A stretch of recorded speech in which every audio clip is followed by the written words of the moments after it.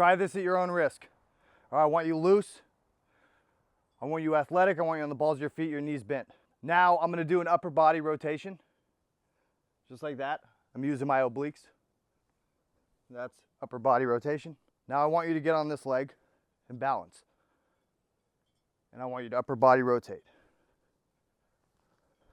Now I want you to take 90% of your weight and put it over the top of this leg. Now I want you to use ground force and your upper body to rotate it once.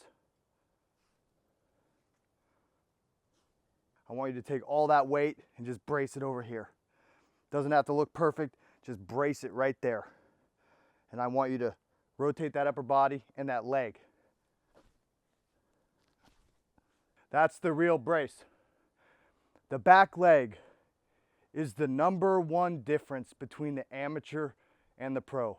Because when you have full control and balance of this back leg, you can do whatever you want. There are 2 types of weight transfer.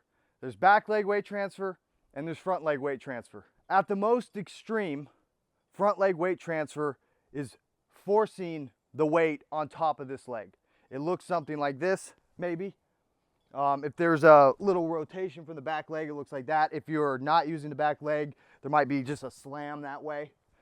In the middle, there is what I call the empty rotation.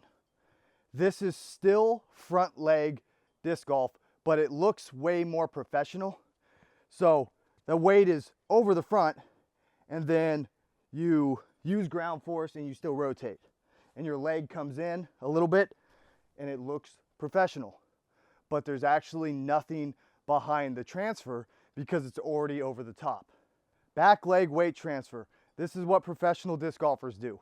It's the one thing that they all have in common. A back leg weight transfer is where all the weight is controlled with this back leg, and when the rotation happens, this side of your body, your upper body and your lower body, actually rotate all the weight. It throws all that weight around, and that's where you get real power.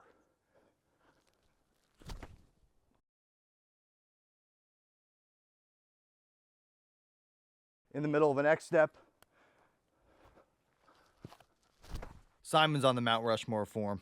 Look at this back leg stability.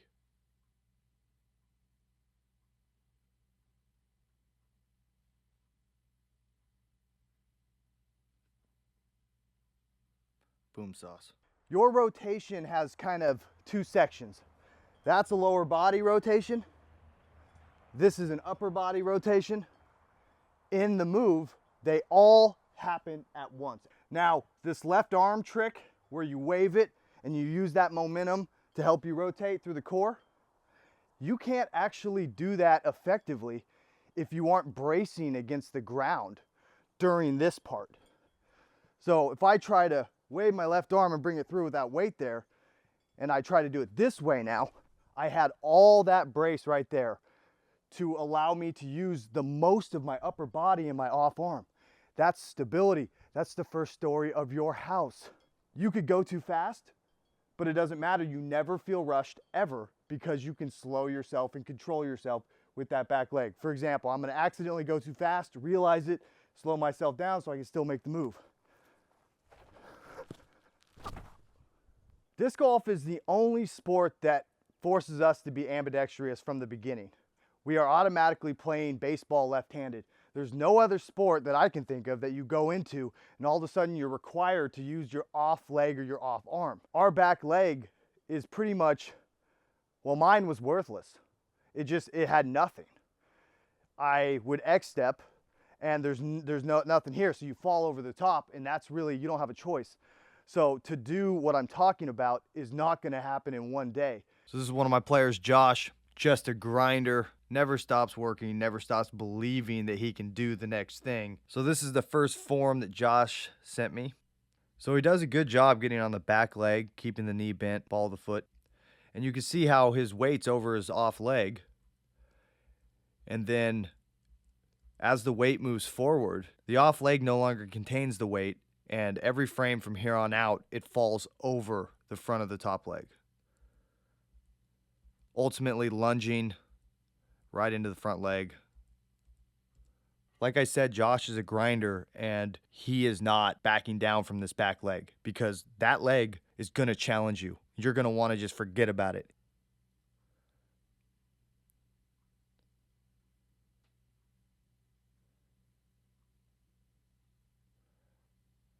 Josh has definitely gained distance, but the thing that always sticks out is every distance that Josh can hit has become really easy for him.